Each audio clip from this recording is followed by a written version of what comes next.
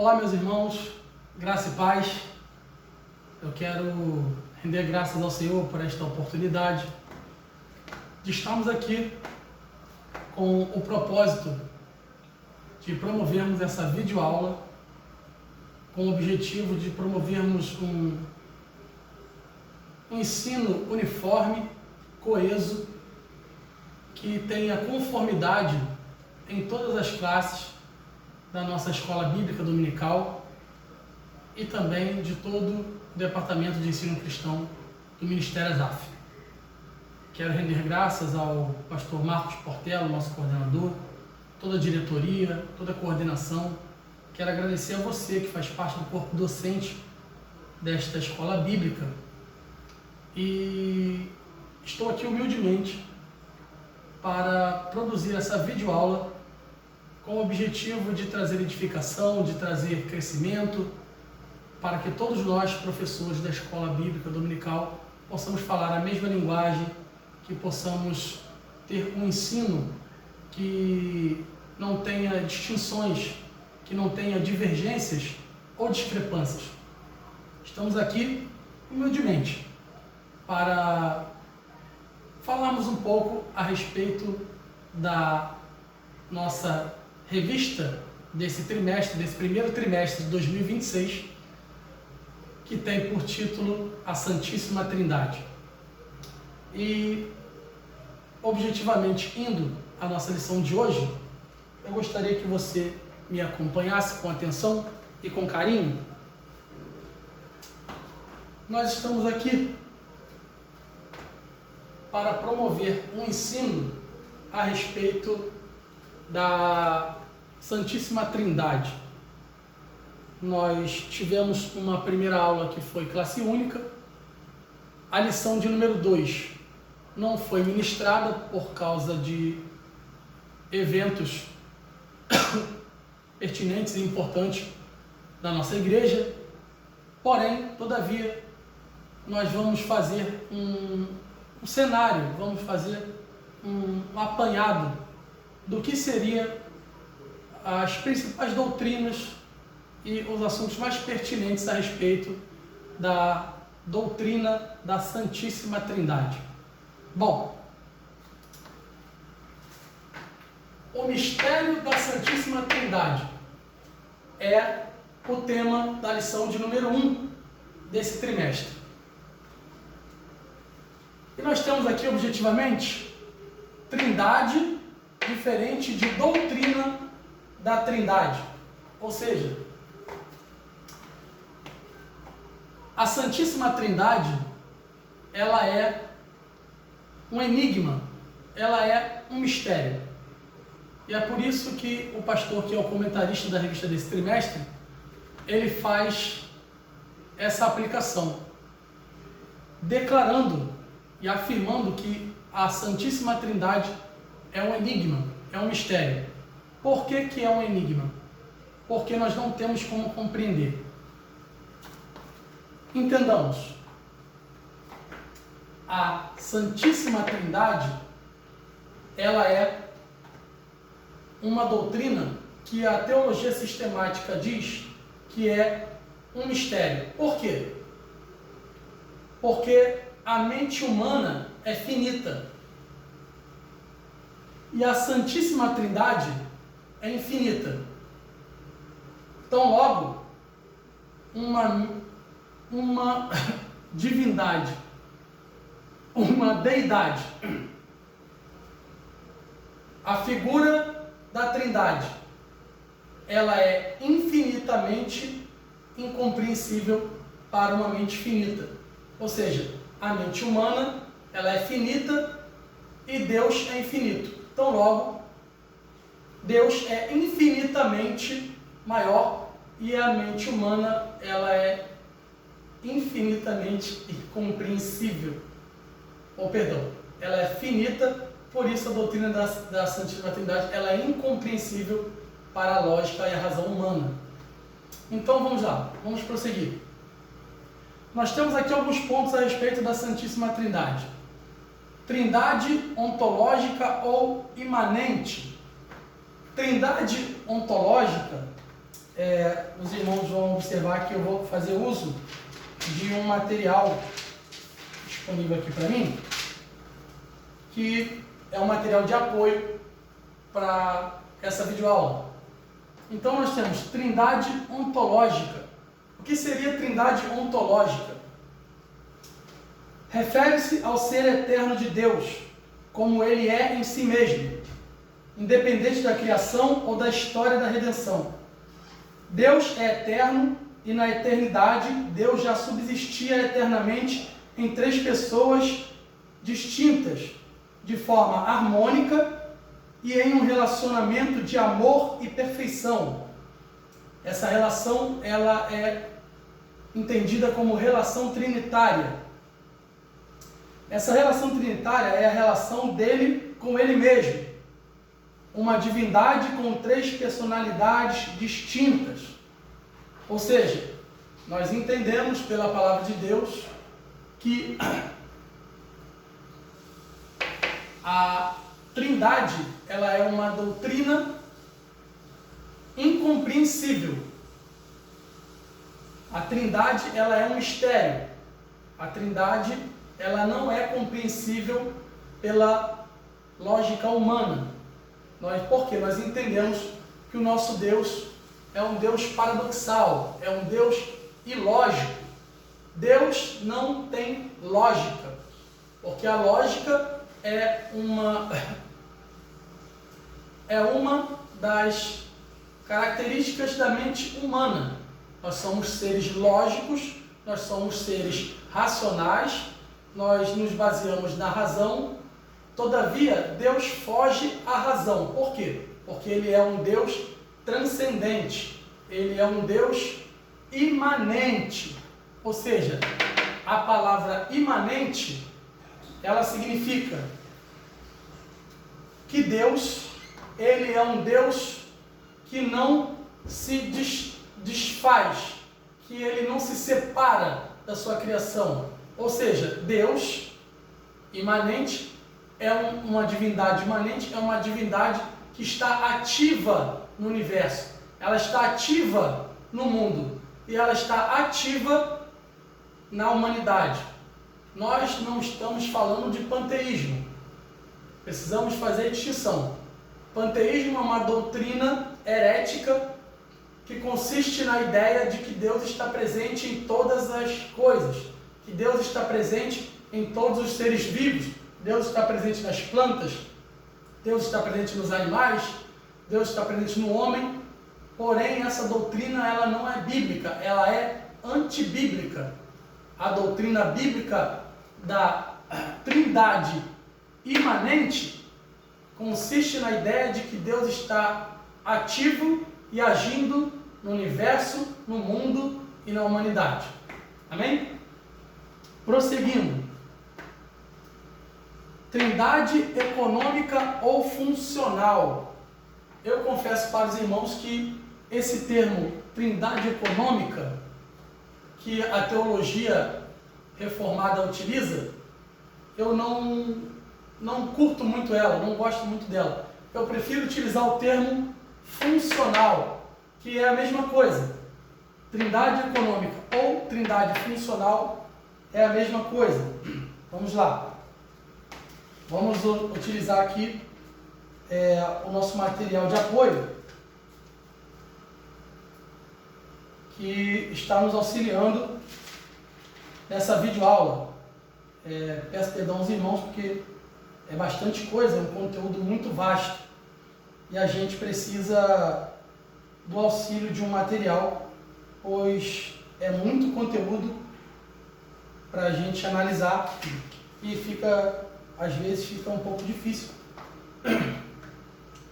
a gente trabalhar com um vasto material, material grande, um material vasto, que às vezes se torna difícil até a gente se portear, a gente se orientar. Bom, vamos lá.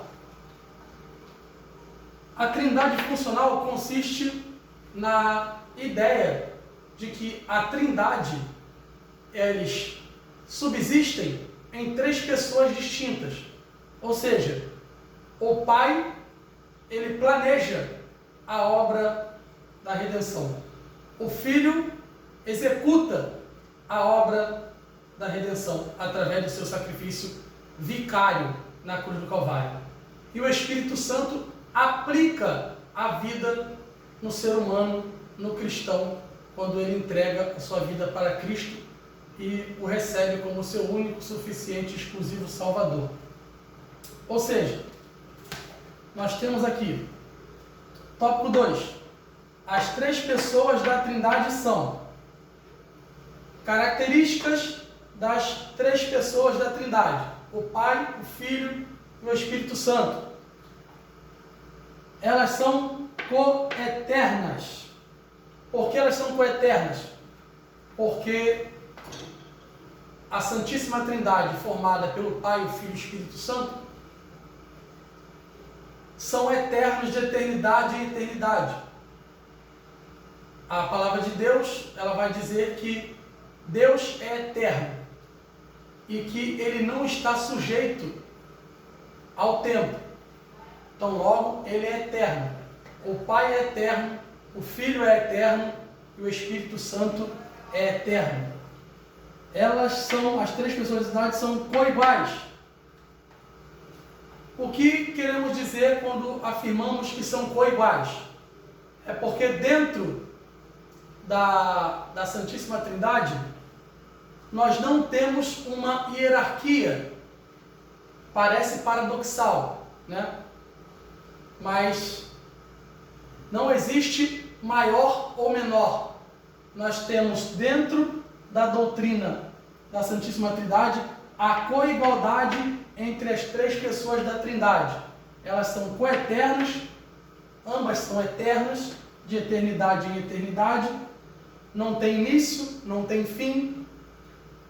O próprio Senhor Jesus afirma que ele é o Alfa e o Ômega, então ele é o primeiro e o último, e o Pai e o Espírito Santo são eternos da mesma forma. Eles possuem uma consubstanciação, eles são consubstanciais, ou seja, eles são feitos da mesma substância. E quando eu falo feitos, eu estou me referindo à sua constituição, à sua essência. Eles possuem a mesma essência.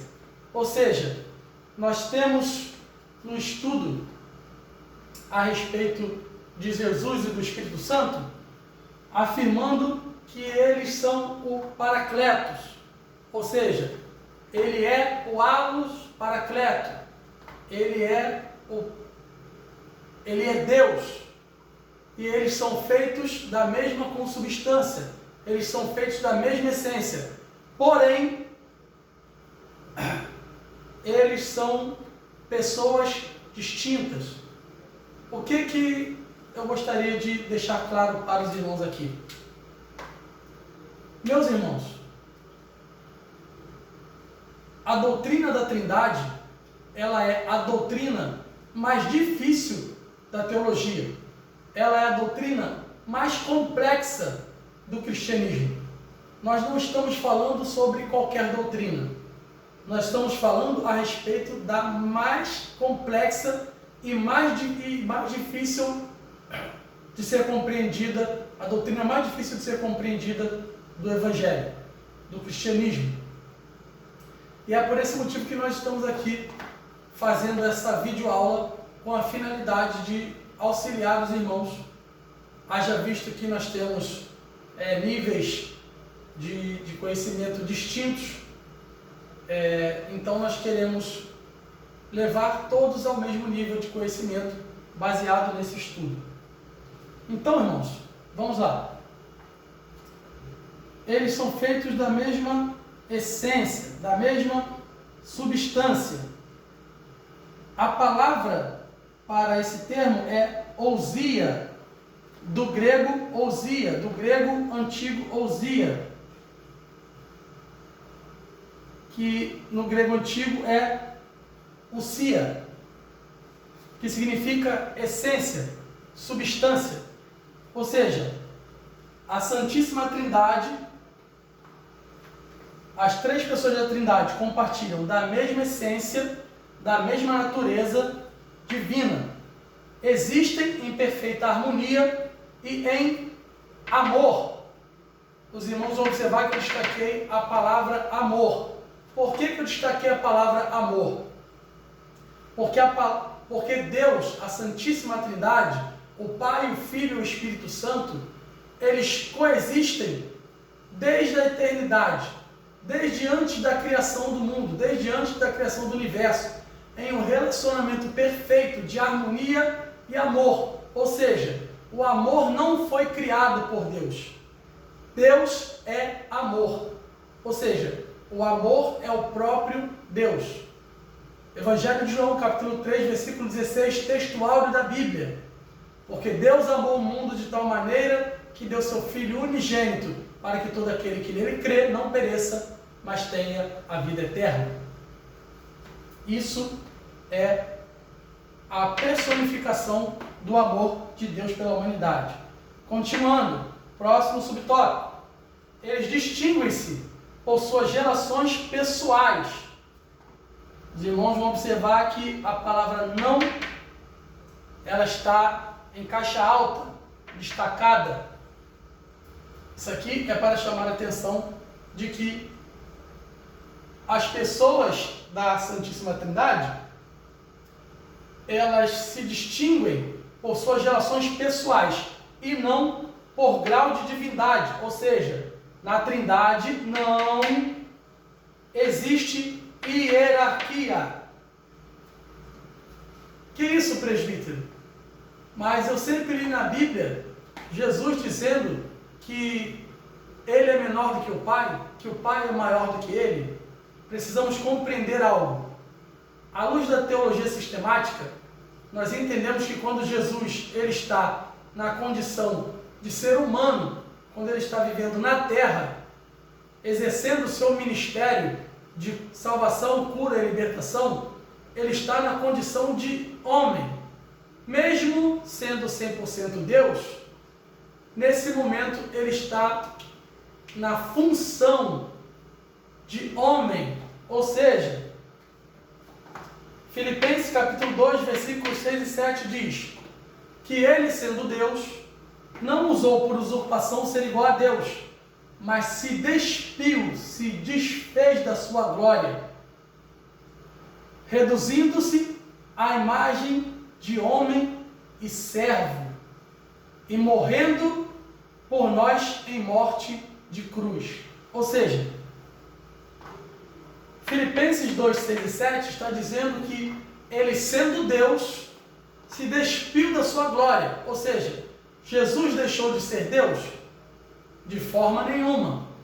Ele continua sendo Deus, porém agora ele é Deus esvaziado. Ele se esvaziou, não completamente, mas parcialmente, para habitar entre nós. Vamos prosseguir. A nossa síntese diz: um só Deus, uma só divindade, composta por três pessoas distintas, coiguais, coeternas e consubstanciais e imutáveis. Essas são características da divindade, características da deidade, características da Santíssima Trindade, características das três pessoas da divindade: o Pai, o Filho e o Espírito Santo. Tópico 3. Atributos incomunicáveis da Trindade. Primeiro atributo incomunicável da Trindade. Rapidamente, antes de destacar. Atributos incomunicáveis da Trindade são atributos que somente o Pai, o Filho e o Espírito Santo possuem. Ou seja, são esses atributos que fazem eles serem Deus. Porque o ser humano ou nenhuma outra criatura, quer seja humana ou espiritual, possui esses atributos. São atributos exclusivos da divindade. Vamos lá, primeiro atributo, imaterial. Deus é imaterial. Ele não está sujeito à matéria, ele é transcendente. Ou seja, se ele é imaterial, ele é transcendente, ele não está sujeito à matéria, então logo ele é anterior à matéria. E dessa forma nós entendemos que ele é aquele que traz à existência a matéria. Ele é aquele que traz à existência aquilo que não existe através da sua palavra.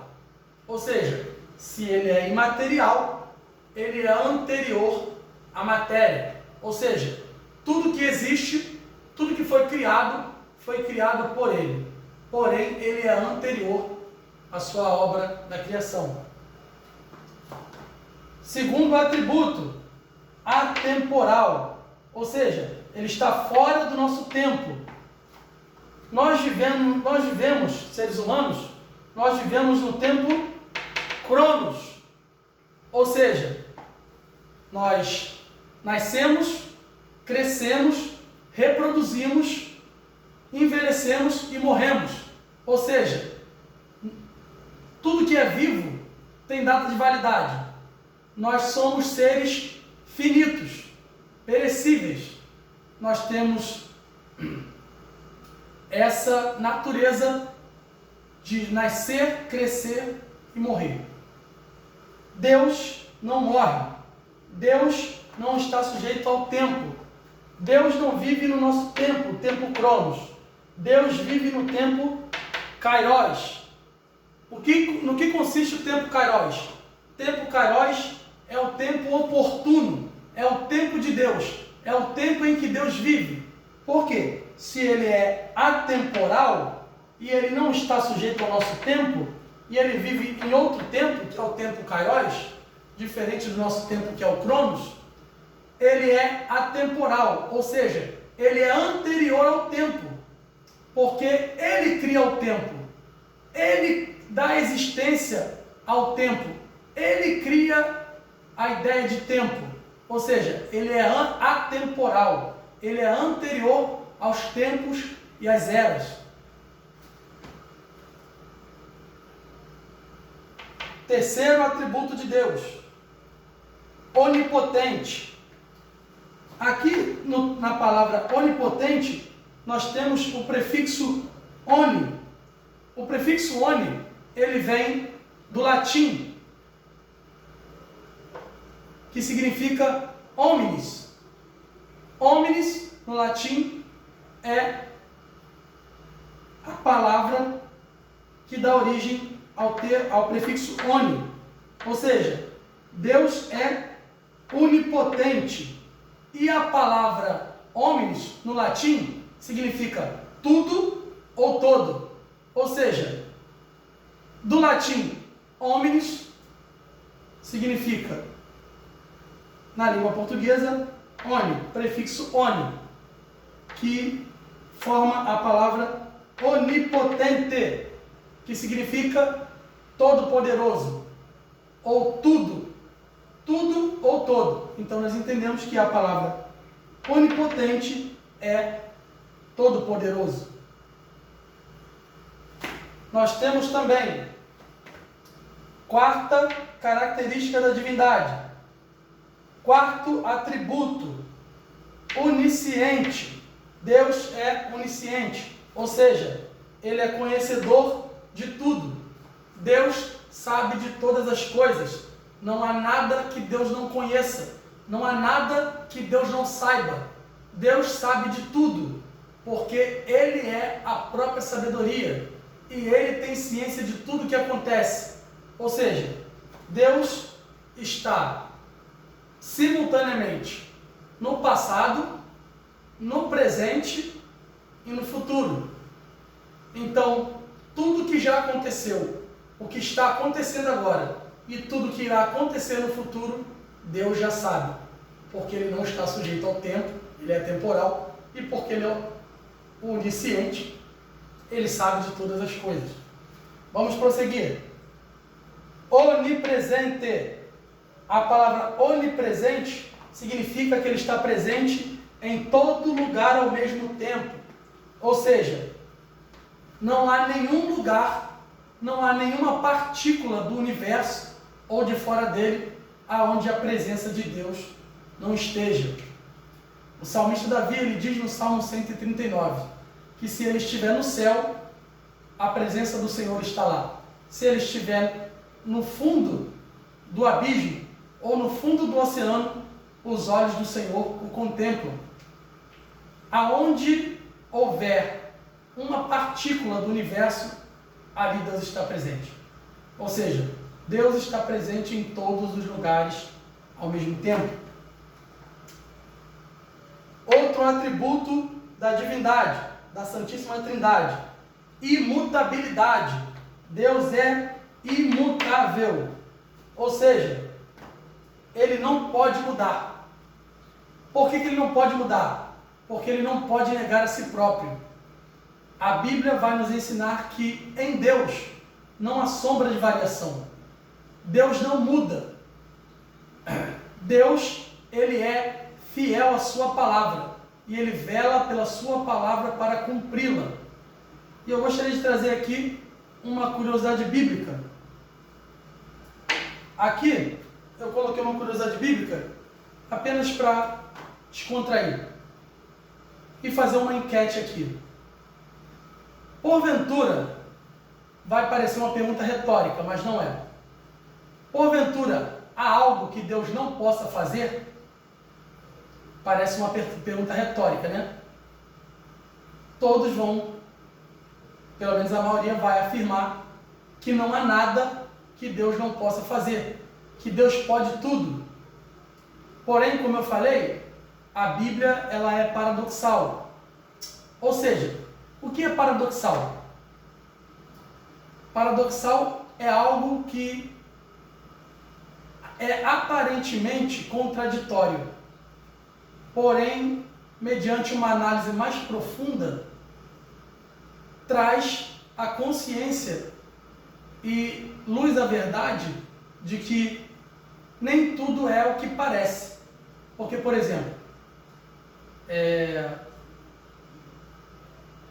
o termo paradoxal traz a ideia de uma verdade profunda. Então, assim, nós aprendemos que Deus pode tudo, porque Ele é todo poderoso. O termo onipotente diz isso, que Ele é todo poderoso. Então, quando eu pergunto, há alguma coisa que Deus não possa fazer? Teologicamente falando, não. Não há nada que Deus não possa fazer. Deus pode todas as coisas. Mas dentro da natureza de Deus, existem coisas que Deus não pode fazer. Por exemplo, Deus não pode mentir. Por que Deus não pode mentir? Porque Ele é a verdade. Ele é a própria verdade. Se Ele é a verdade, então logo nele não há engano, nele não há mentira. Por isso que nós podemos dizer que Deus é imutável. Ou seja, Deus é amor, Deus é a verdade, Deus é onipotente, Deus é santo, Deus é fiel. E por ser santo, fiel à sua palavra, Ele não pode mentir. Amém? Somente para trazer uma curiosidade bíblica, para nós prosseguirmos. Vamos para o tópico 4. Fundamento bíblico. Nós temos aqui, irmãos, sola scriptura. Obviamente que eu estou fazendo alusão às 5 solas de Lutero. Os irmãos conhecem bem. Mas somente para nós recobrarmos, as 5 solas de Lutero são sola gratia, sola fide, sola scriptura, solus Christus e soli Deo gloria. Ou seja, só a graça, só a fé, só a Escritura, só Cristo, Cristo é o suficiente, Cristo é suficiente, e somente a Deus a glória. Ou seja, quando eu utilizo uma das solas de Lutero, me referindo à Escritura, eu estou querendo dizer o seguinte: a Trindade está baseada exclusivamente nas Escrituras Sagradas. Ou seja, somente as Escrituras trazem a revelação do que é a Santíssima Trindade. Nós precisamos entender o seguinte: Deuteronômio, capítulo 29, versículo 29 diz: as coisas reveladas são para os homens, as ocultas são para Deus. Nós precisamos entender que a doutrina da Santíssima Trindade, ela só pode ser compreendida pela fé e através da revelação da Escritura, das Sagradas Escrituras. Por isso que eu falei no início que a Trindade é diferente da doutrina da Trindade. A Trindade é um mistério, é um enigma. E a doutrina da Trindade é um estudo sistemático que visa, através da revelação das Sagradas Escrituras, promover um conhecimento sistemático, teológico, coeso e harmônico a respeito da doutrina da Santíssima Trindade. Amém? Vamos prosseguir. Dentro dessa realidade da exclusividade das Escrituras Sagradas, nós temos que uma outra curiosidade. Somente o cristianismo é trinitarista. Ou seja, nenhuma outra religião do planeta possui uma doutrina como a doutrina trinitária do cristianismo. Nós somos a única religião do mundo trinitarista. E aqui, dentro dessa ótica, nós temos mais um subtópico: a divindade do Pai. Nós temos o monoteísmo bíblico. Dentro do monoteísmo bíblico, nós temos Deuteronômio capítulo 6, versículo 4, que afirma que há um só Deus. Eu gostaria de abrir um parêntese aqui para falar a respeito do enigma de Moisés. Aí de repente você que nunca ouviu falar dessa expressão, esteja se perguntando: o que é o enigma de Moisés, presbítero Cristiano? Para que todos possam compreender, em Deuteronômio capítulo 6, versículo 4, está escrito: ouve, ó Israel, o Senhor nosso Deus é o único Deus. E aqui nós vemos o enigma de Moisés. Precisamos compreender que aqui, em Deuteronômio capítulo 6, versículo 4, Moisés ainda não tem a revelação completa a respeito da Santíssima Trindade. Todavia, ele usa uma expressão que transmite a ideia de pluralidade. Quando eu digo que Moisés ele ainda não tem a revelação completa da Santíssima Trindade, é porque a revelação bíblica ela é progressiva. Ela consiste em uma revelação que ela está sujeita às dispensações. Porque quando nós falamos de Deuteronômio, capítulo 6, versículo 4, nós estamos nos referindo a um texto que está inserido, enquadrado no contexto da dispensação da lei, ou seja, a dispensação da lei de Moisés. Só que, como ele está dentro da dispensação da lei, ele ainda não tem a revelação completa, porque a revelação bíblica ela é progressiva. Nós temos uma divisão bíblica entre o Antigo Testamento e o Novo Testamento, a Antiga Aliança e a Nova Aliança, o Antigo Pacto e o Novo Pacto. No Antigo Pacto, nós temos a revelação de um Deus único. O nosso, ouve, ó Israel, o nosso Deus é um Deus único. Só que aqui entra o enigma de Moisés. Por que o enigma de Moisés? Quando Moisés fala a palavra único no texto, ele usa a seguinte expressão: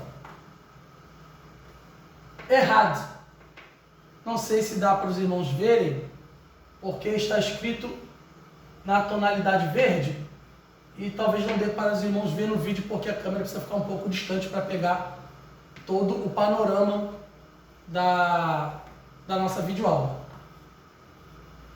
O termo errad é um termo hebraico, como nós temos o Novo Testamento em hebraico e o Novo Testamento em grego. No hebraico, a palavra errad é uma palavra que ela transmite a ideia de pluralidade. Ou seja, quando Moisés, dentro da sua revelação limitada, dentro da dispensação da lei, em Deuteronômio capítulo 6, versículo 4, ele diz que o nosso Deus é o único Deus, mesmo sem ter a revelação completa, ele usa o termo errad, que é o oposto de Yahid. A palavra errad no hebraico transmite a ideia de pluralidade.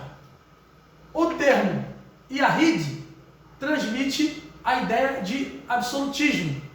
Se Moisés tivesse dito: ouve, ó Israel, o nosso Deus é um Deus único, usando o termo Yahid, ele estaria dizendo o seguinte: o nosso Deus é um Deus absoluto, ele é o único Deus, ele é um Deus único, no singular. Porém, ele usa o termo errad, que transmite a ideia de pluralidade, ou seja, dentro da divindade do nosso Deus, existe uma pluralidade.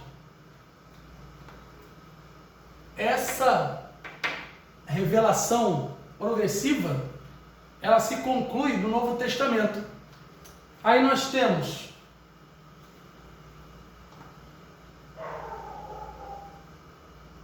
dentro desse contexto de que o nosso Deus é o único Deus, em uma pluralidade, nós podemos associar o Evangelho de João, capítulo 1, do versículo 1 ao 3, aonde o apóstolo João, ele diz: e no princípio era o verbo, e o verbo estava com Deus, e o verbo era Deus, e todas as coisas foram feitas por ele, e sem ele nada do que foi feito teria sido feito. Ou seja, o apóstolo João, ele está falando no grego e ele utiliza o termo logos, o verbo. O verbo é a palavra. No grego significa a palavra. Ou seja, Jesus, no Antigo Testamento, ele é a palavra de Deus. Ele traz à existência tudo que existe. Quando Deus disse haja, ali é uma ação de Jesus Cristo, nosso Senhor, não revelado ainda no Antigo Testamento. Só que a referência de João capítulo 1, dizendo que no princípio era o verbo estava com Deus e o verbo era Deus, ela é alusiva ao Bereshit. Ou seja, ele está fazendo alusão ao capítulo 1, versículo 1 do livro do Gênesis, que é o livro dos começos, é o livro dos princípios, aonde no capítulo 1, na parte A do versículo 1, está escrito: Bereshit bara Elohim, e no princípio criou Deus.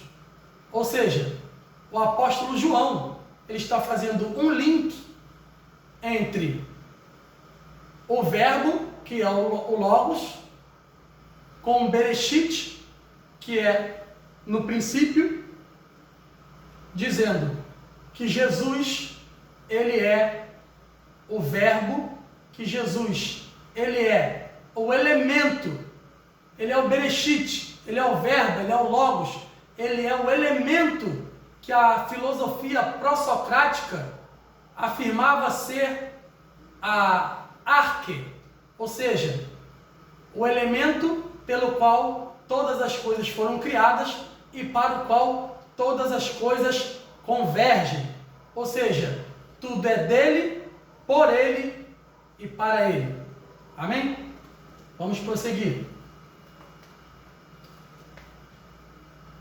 Nós temos aqui, agora, dentro desse cenário, desse contexto de monoteísmo bíblico, porém plural, da Santíssima Trindade, a divindade do Pai. Ou seja, a divindade do Pai é ponto pacífico. Não se questiona, não se discute. Ninguém questiona se o Pai é Deus. Todos compreendem que o Pai é Deus.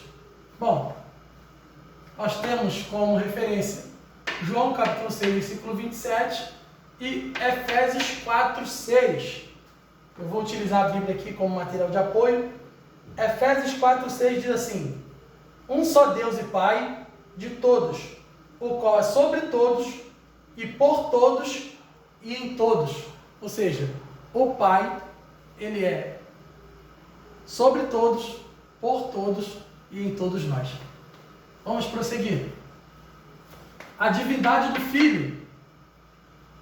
Dentro da teologia sistemática existe um termo chamado pericorese, que se refere à natureza teantrópica de Jesus, que na teologia sistemática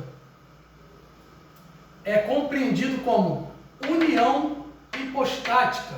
Ela é defendida desde os primeiros séculos pelos pais da igreja, como Tertuliano, por exemplo, para combater as heresias que tentavam negar a divindade do Senhor Jesus. Isso nos primeiros séculos, séculos 2, 3 e 4. Bom, quando nós falamos de natureza teantrópica, é o termo que a teologia utiliza para se referir à união hipostática, hipóstese, ou seja, a união hipostática é a natureza do Senhor Jesus. Jesus, ele possui as duas naturezas, a divina e a humana. Por que natureza teantrópica e por que união hipostática? Por que essa doutrina ela é tão importante para a doutrina da Trindade? Porque, como eu falei, o Pai é ponto pacífico, não se questiona, ninguém questiona a divindade de Deus Pai.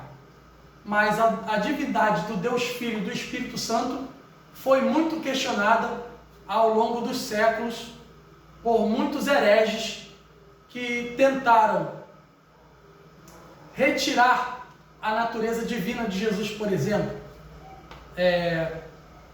Quando nós falamos que Jesus ele é 100% Deus e 100% homem, ele faz parte, ele é a segunda pessoa da Trindade, porque ele é Deus, ele é eterno, ele não nasceu, ele encarnou, ele sempre existiu.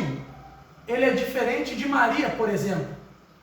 Para o catolicismo, Maria é uma intercessora entre Deus e os homens. Porém, essa doutrina ela não se sustenta à luz da palavra de Deus, porque a Santíssima Trindade ela é constituída pelo Pai, o Filho e o Espírito Santo. E quando nós falamos da pessoa de Jesus, por que ele é divino? Porque ele sempre existiu, diferente de Maria. Maria é o resultado de uma relação sexual entre um homem e uma mulher. Jesus ele não é fruto de uma relação entre um homem e uma mulher. Jesus ele foi gerado miraculosamente no ventre de Maria, através da pessoa bendita do Espírito Santo, que também é Deus. Ou seja, nós estamos dizendo que Jesus ele é divino. Porém, ele também, apesar de ter a natureza divina, ele também tem a sua segunda natureza, que é a natureza humana. Por que essa natureza humana é tão importante para a cristandade, para o cristianismo, para a doutrina bíblica da Trindade? Porque se ele não fosse 100% homem, o seu sacrifício na cruz não seria válido. Então, quando nós sustentamos a doutrina bíblica da natureza teantrópica de Jesus e da sua natureza hipostática, que consiste na ideia de que ele possui as duas naturezas, a divina e a humana, é porque precisamos da natureza divina para sustentar a doutrina da Trindade e precisamos da natureza humana para validar o seu sacrifício vicário na cruz do Calvário, que é um sacrifício expiatório, vicário. Por que ele é expiatório? Porque Jesus, através da sua morte, ele está fazendo expiação pelos nossos pecados. Não pelos seus pecados, porque ele é santo e ele é perfeito e nele não há pecado. Mas é por isso que nós definimos a morte do Senhor na cruz do Calvário como uma morte expiatória, porque ele morreu no nosso lugar. Vamos prosseguir. Agora, nós temos aqui, no tópico 5, os concílios e os desenvolvimentos históricos. Nós vamos falar a respeito do contexto histórico do cristianismo, o contexto histórico da Trindade, deste conceito tão complexo e tão difícil de ser compreendido, que é um enigma, que é um mistério, mas que à luz da doutrina da Santíssima Trindade nos permite conhecer o nosso Deus através da sua revelação bíblica. Vamos lá. Nós temos como primeiro subtópico Concílio de Nicéia, 325 depois de Cristo. Nós estamos falando do quarto século da era cristã, que afirma, o Concílio de Nicéia afirma a plena divindade do Filho de Deus. Ou seja, o Filho é Deus.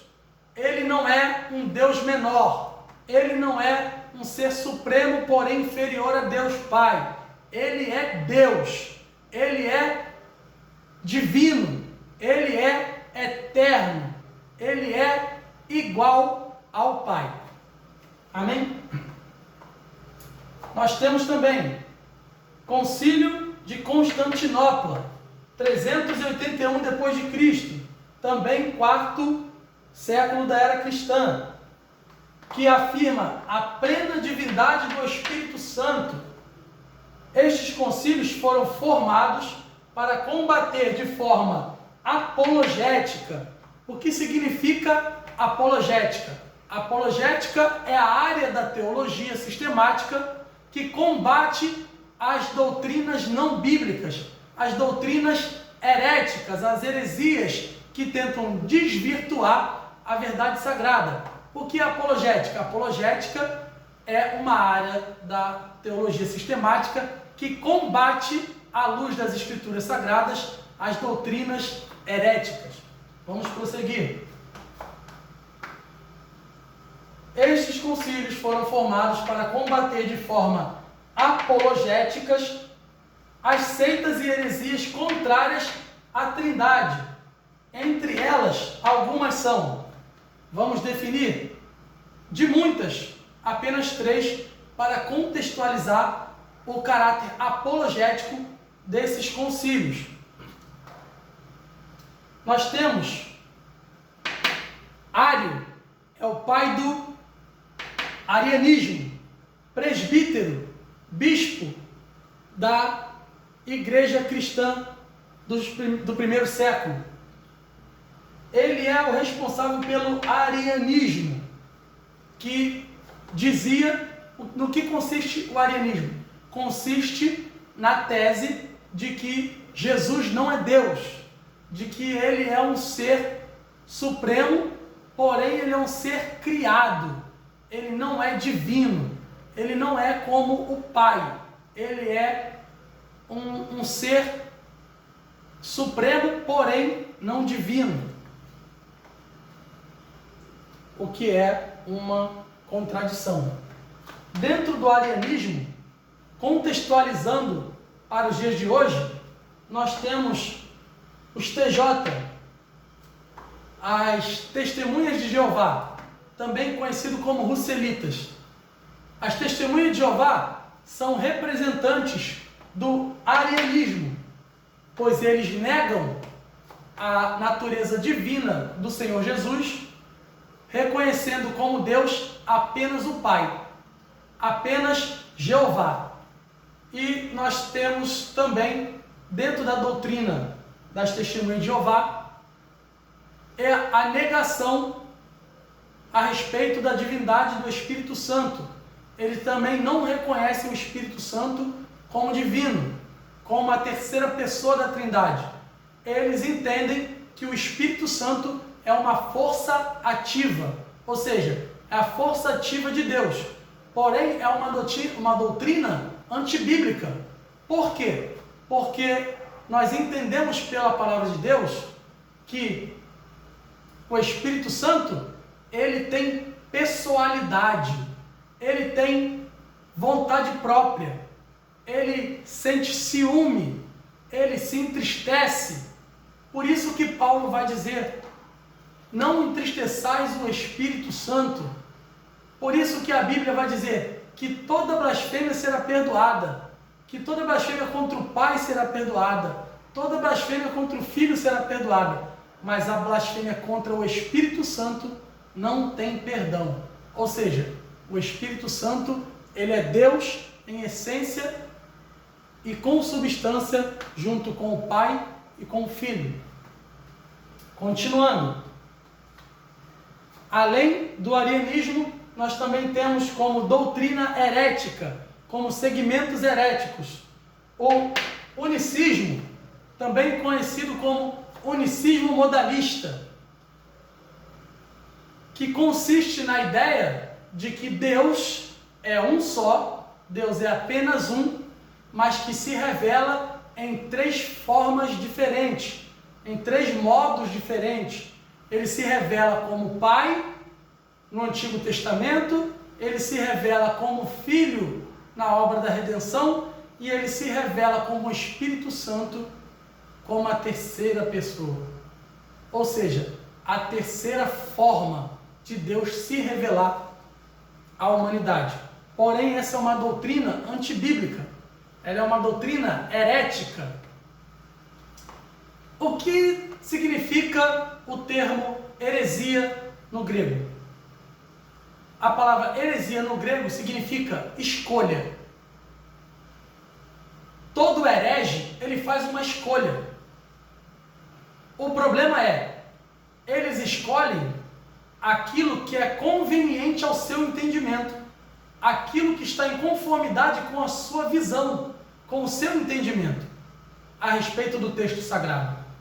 Porém, nós não podemos agir dessa forma, porque se eu faço uma escolha e eu faço uma escolha baseada no que me convém, eu corro o risco de cometer um erro doutrinário.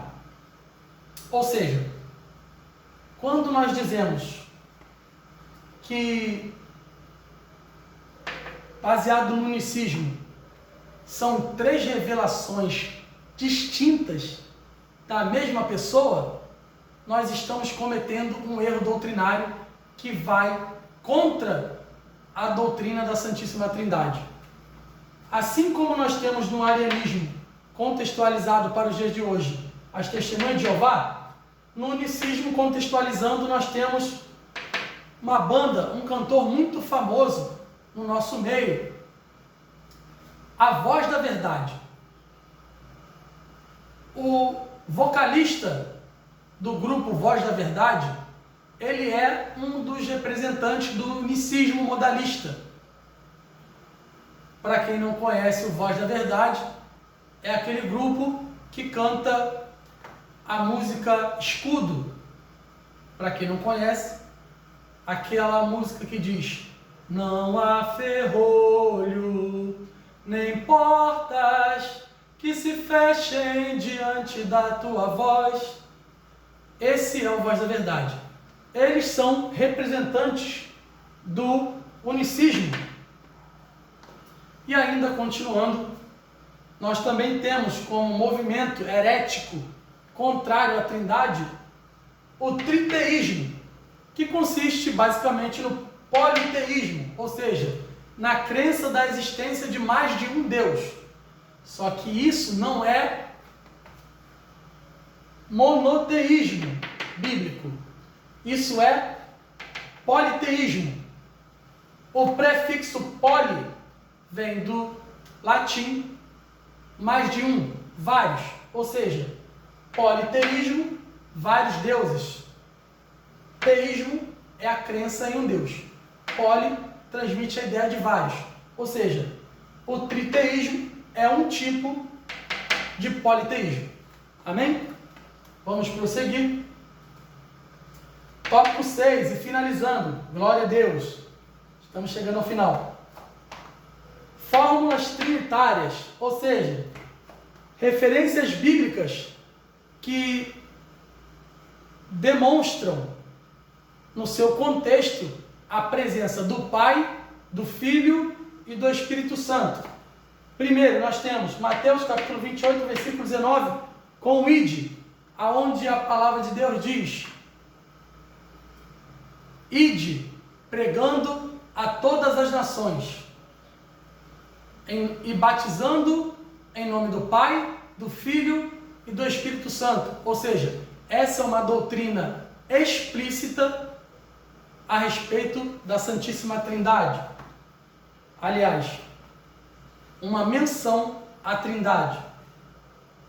2 Coríntios capítulo 13, versículo 13. A bênção apostólica. A graça do meu amado Senhor e Salvador Jesus Cristo, o amor de Deus, o nosso Pai, a comunhão e as doces consolações do Espírito Santo, seja com toda a igreja que aguarda a volta do Senhor. Ou seja, nós temos aqui a bênção apostólica. Também temos Efésios capítulo 4, do versículo 4 ao 6, utilizando o material de apoio, a Bíblia Sagrada. Efésios 4, 6 diz: um só Deus e Pai de todos, o qual é sobre todos, por todos e em todos. Amém? Então, um só Deus e Pai, sobre todos, por todos e em todos.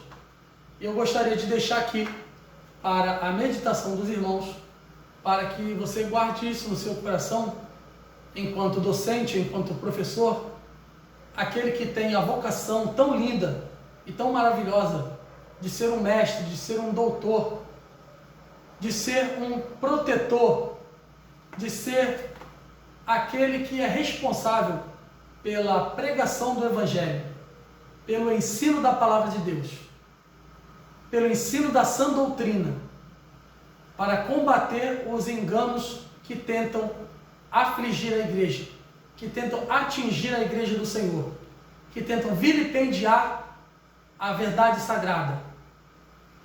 Para você eu deixo Romanos capítulo 12, versículo 7, parte B do versículo, que diz: se o seu ministério é ensino, que haja dedicação ao ensino.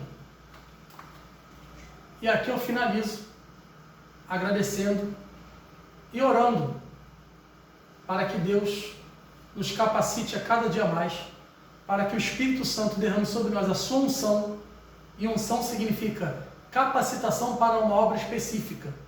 Não é epidérmico, não tem nada a ver com um arrepio da pele, mas sim uma capacitação espiritual para uma obra específica, conforme a vontade do Deus Pai, do Deus Filho e do Deus Espírito Santo. E agora eu quero orar contigo. Oremos. Querido Deus e eterno Pai, em nome do Teu Filho amado Jesus Cristo, nosso Salvador, nós te pedimos que o Teu Espírito Santo derrame sobre nós a cada dia, Senhor, uma unção de capacitação, a cada um dos teus filhos, a cada docente, a cada professor que está vendo essa videoaula, que está juntamente comigo, aprendendo um pouco mais sobre essa doutrina tão tremenda, tão complexa, tão difícil, porém tão edificante, que fortalece a nossa fé, que fortalece a igreja do Senhor, para que todos nós possamos crescer na graça e do conhecimento de Ti, da Tua palavra, para que a Tua igreja prossiga, para que a Tua igreja seja eficiente e eficaz na continuação da Tua obra, pois o Senhor nos deu a responsabilidade de darmos continuidade ao Teu ministério terreno, de salvação, de cura e de libertação. Então, em nome de Jesus, eu Te peço, em favor de cada professor, em favor de cada coordenador, de cada diretor, de cada um que compõe o Departamento de Ensino Cristão do Ministério Azaf, para que o Senhor nos abençoe com a iluminação da Tua palavra, com a sabedoria do alto, com o conhecimento e a revelação da Tua palavra para cada um dos professores, para que haja excelência de ensino nos seus ministérios e no Ministério Azaf. É o que nós Te pedimos e desde já Te agradecemos, crendo na resposta dessa humilde oração, em nome de Jesus. Amém e graças a Deus. Muito obrigado pela sua atenção. Que Deus te abençoe.